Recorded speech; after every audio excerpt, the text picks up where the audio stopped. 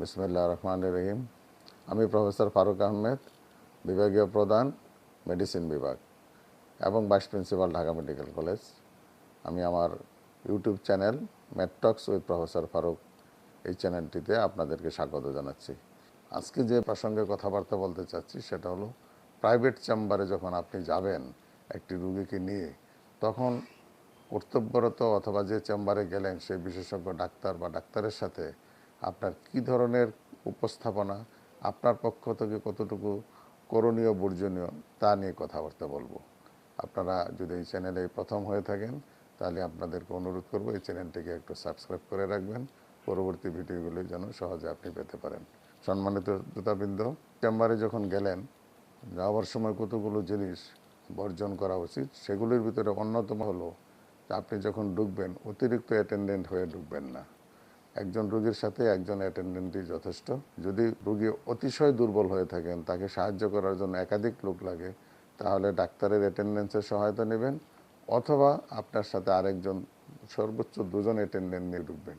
অতিরিক্ত রোগীর অ্যাটেন্ডেন্ট ঢুকে যায়, রোগীর কথাবার্তা, দুই অ্যাটেন্ডেন্টের ভিতরে দেখা যায় কথাবার্তা এবং মোবাইলে কথাবার্তা, অনেক সময় বাচ্চা ছেলে মেয়েদেরকে নিয়ে ঢুকে পড়ে, শিশু নিয়ে ঢুকে পড়ে, তাদের কলহ, এইসব জিনিস প্রথমেই দেখা গেল পরিবেশটি অন্যরকমভাবে ঘোলাটে করে তোলে। যে ডাক্তারের কাছে গেলেন, এই মানুষগুলির বিরূপ আচরণ অনেক সময় তাকে ওই পেশাগত কাজে বাধা সৃষ্টি করে। আপনার সমস্যাগুলি নিজেই বলার চেষ্টা করুন। আপনার সমস্যা আপনার মা বাবা অথবা আপনার মা বাবার সমস্যা আপনি নিজে বলবেন। এটি বলার চেয়ে রুগী যদি বলতে পারে, সুস্পষ্টভাবে বুঝায় বলতে পারে, এটাই রুগীর লক্ষণ এবং তার উপসর্গগুলি বোঝার জন্য ডাক্তারের কাছে সবচেয়ে বেশি সহায়তা করে। অনেক সময় দেখা যায় ছোটো ছোটো ছেলে মেয়ে যায়, তার সমস্যাগুলি মা বাবাই বলতে থাকেন। সেই বাচ্চাদেরকে যখন আমরা বলি তোমার কি সমস্যা, সেই সমস্যা এবং মা বাবার যে বললেন সেই সমস্যার সাথে মিলে না। সুতরাং এই জন্য আমি বলবো যে প্রতিটি রুগীকেই যদি সম্ভব হয় তাকে তার সমস্যাগুলি ডাক্তারকে বুঝিয়ে বলবেন। অনেক সময় দেখা যায় এলোমেলোভাবে বিভিন্ন রকম প্রসঙ্গ চলে আসে।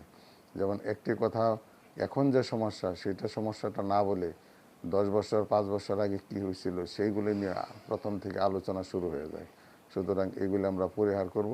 প্রয়োজন বোধে আপনার সমস্যাগুলি একটি ছোট্ট কাগজে লিখে নিয়ে আসতে পারেন, ইম্পর্টেন্ট কথাগুলি লিখে নিয়ে আসতে পারেন। আপনি যখন আসবেন, আগের যদি কোনো প্রয়োজনীয় তথ্য থাকে, কাগজপত্র থাকে, সেই কাগজপত্রগুলি সাথে করে নিয়ে আসবেন, গুছিয়ে নিয়ে আসবেন, রিপোর্ট নিয়ে আসবেন। এবং এখানে বলা বাহুল্য, অনেক সময় আমরা এক্স-রে বা সিটি স্ক্যান, ইসিজি ইত্যাদি অনেক সময় রিপোর্টগুলোই নিয়ে আসি, কিন্তু আমরা ফিল্ম আনি না। আপনার রিপোর্টের সাথে ফিল্মগুলি নিয়ে আসার চেষ্টা করবেন, তাহলে রোগীর সম্পর্কে, রিপোর্ট সম্পর্কে ধারণা নিতে ডাক্তারের কাছে আরও সুবিধা হয়। আপনারা আরেকটি জিনিস মনে রাখবেন, কোনো ওষুধপত্র যেগুলো খাচ্ছেন সেগুলো যদি আপনি কাগজপত্র না আনেন, সেই ওষুধপত্রগুলি বুঝবে কী করে? সুতরাং আপনি যদি মনেও করতে পারেন, অনেক সময় ডোজ বলতে পারেন না, অথবা ওটার পাওয়ার সম্পর্কে কত মিলিগ্রাম, কত এমএল বা ইত্যাদি ইত্যাদি আপনি বলতে পারেন না। সুতরাং যদি ওষুধ আগে থেকে খেতে থাকেন, তাহলে ওই ওষুধের প্রেসক্রিপশানগুলি এবং প্রয়োজন বোধে সেই রুগীর যে ওষুধের স্যাম্পলগুলি সেই সাথেগুলি নিয়ে আসবেন। বিশেষ করে যারা বাহির থেকে চিকিৎসাপত্র নিয়ে আসেন, সে বাহির থেকে চিকিৎসাপত্র শুধুই না, চিকিৎসাপত্রের সাথে আপনি ওষুধগুলি নিয়ে আসার চেষ্টা করবেন, যে ওষুধগুলি আপনি বাহির থেকে কিনে নিয়ে আসছেন। কারণ হলো সেই ওষুধগুলির যে নাম, এবং আপনি ওই নাম যদি আমাদের দেশে বলতে থাকেন যে আমি ওই ওষুধটি খাই, ওই ওষুধ তো আমাদের বাংলাদেশে নাও পাইতে পারেন। সুতরাং দেখা গেল যে আমরা তখন জেনেরিক দেখে আমরা ওষুধ আইডেন্টিফাই করি। সেই ক্ষেত্রে আমাদের ওই স্যাম্পলগুলি থাকলে আমাদের বুঝতে সুবিধা হয়। সুতরাং আজকে এই পর্যন্তই বলবো। চেম্বারে যখন আসবেন, আপনি তথ্যগুলি নিজে গুছিয়ে বলার চেষ্টা করবেন, যতদূর সম্ভব অ্যাটেন্ডেন্সকে কম নিয়ে আসবেন এবং আপনার প্রয়োজনীয় কাগজপত্রগুলি গুছিয়ে নিয়ে আসবেন। এবং সবশেষে অবশ্যই ডাক্তার যে পরামর্শগুলি দিচ্ছে সেই পরামর্শগুলি পালন করার চেষ্টা করবেন। যথাসময়ে পুনরায় যদি সাক্ষাতের কোনো রকম উপদেশ থাকে, আপনি সাক্ষাৎ করার চেষ্টা করবেন। সবাই সুস্থ থাকুন, সুন্দর থাকুন। আল্লাহ হাফেজ।